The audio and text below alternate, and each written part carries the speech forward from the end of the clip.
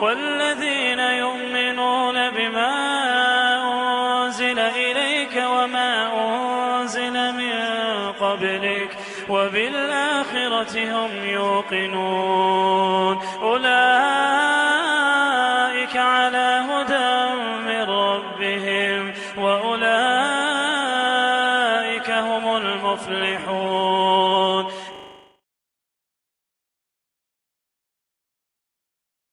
Donc, Allah Samad, Lam yalid wa lam yulad, il n'a point engendré et il n'a point été engendré. Allah subhanahu wa ta'ala n'a point engendré et il n'a point été engendré. Donc ce que les chrétiens font de dire que nous sommes les enfants, et j'ai écouté une fois un musulman dire ça. Nous sommes tous les enfants de Dieu. Subhanallah. Nous sommes tous les enfants de Dieu. Comment ça nous sommes tous les enfants de Dieu? Dire qu'Allah est un enfant, c'est grave. C'est grave, c'est-à-dire c'est dangereux. C'est-à-dire, dire qu'Allah est un enfant, vous savez ce qu'Allah est dans le Coran? Surat Maryam, Surat 19, à partir du verset 88. Allah subhanahu wa ta'ala dit وَقَالُوا اتَّخَذَ الرَّحْمَنُ وَلَدًا لَقَدْ جِئْتُمْ شَيْئًا إِدًّا تَكَادُ السَّمَاوَاتُ يَتَفَطَّرْنَ مِنْهُ وَتَنشَقُّ الْأَرْضُ وَتَخِرُّ الْجِبَالُ هَدًّا أَنْ دَعَوْا لِلرَّحْمَنِ وَلَدًا وَمَا يَنْبَغِي لِلرَّحْمَنِ أَنْ يَتَّخِذَ وَلَدًا إِنْ كُلُّ مَنْ فِي السَّمَاوَاتِ وَالْأَرْضِ إِلَّا آتِ الرَّحْمَنِ عَبْدًا. Subhanallah. Écoutez ça. Allah dit, ils ont dit, le tout miséricordieux s'est attribué un enfant. Vous avancez certes là une chose abominable. Peu s'en faut que les cieux ne s'en trouvent à ces mots, que la terre ne se fonde et que les montagnes ne s'écroulent du fait qu'ils ont attribué un enfant au tout miséricordieux.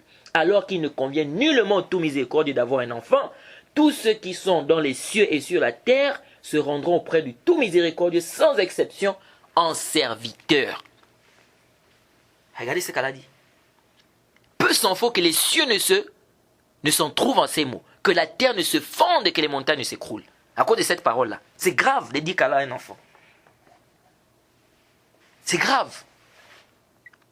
Allah dit qu'il n'a pas d'enfant, toi tu dis nous sommes tous des enfants. Ça c'est du même du koufr. Ça dit parfois tu vois, et c'est là où tu vois que les musulmans ont besoin d'apprendre leur tawhid. On doit enseigner les gens le tawhid, les frères. On ne doit pas se fatiguer. Tu es un musulman, tu oses dire que nous sommes tous les enfants de Dieu. Subhanallah. C'est dangereux ça. Donc Allah subhanahu wa ta'ala n'a pas d'enfant. Il n'a pas engendré, il n'a point été engendré. Et d'ailleurs, il n'a pas de compagne. Comment va-t-il avoir un enfant il t'a dit, il va avoir un enfant comment? Donc Allah subhanahu wa ta'ala n'a pas d'enfant. C'est pourquoi avec les chrétiens là, on fait souvent un jeu. On leur dit, ok, quand vous dites que Isa, c'est-à-dire Allah subhanahu wa ta'ala c'est le père d'Isa. On dit Jay. Isa, qui est sa maman? Ils te disent Maryam, dit Jade. Donc, vous avez dit que Maryam c'est la maman d'Isa. Qui est le papa d'Isa selon vous? Vous dites que c'est Allah. Maintenant on leur demande, qui est la compagne d'Allah? C'est-à-dire, qui est la femme d'Allah? Tout de suite il te dit non, on ne peut pas dire qu'Allah a une femme. Ah, c'est-à-dire même sa raison, c'est-à-dire la raison raisonnante refuse cela.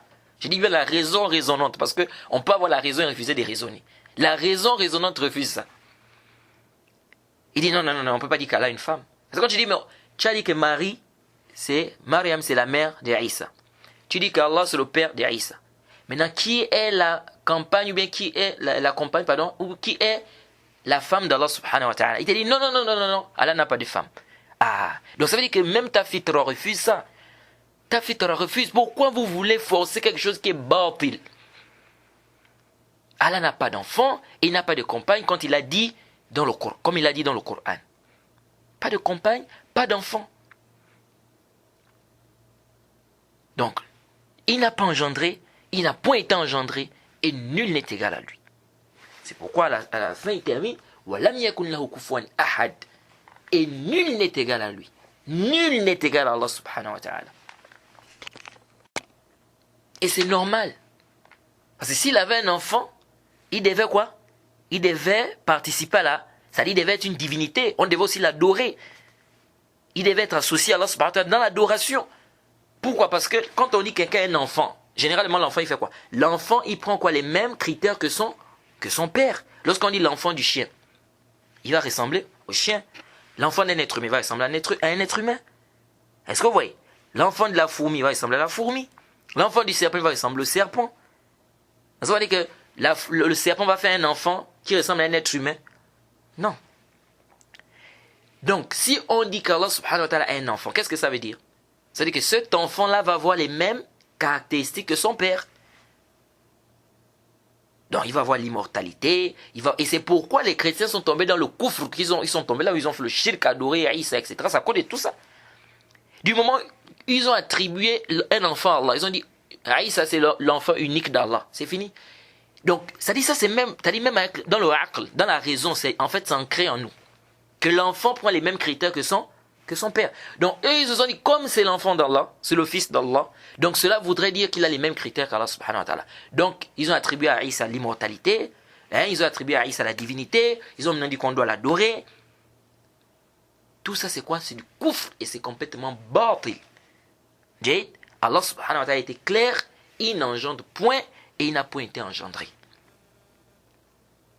Et nul n'est égal à Allah subhanahu wa ta'ala. Ça montre quoi? Ça montre le tawhid.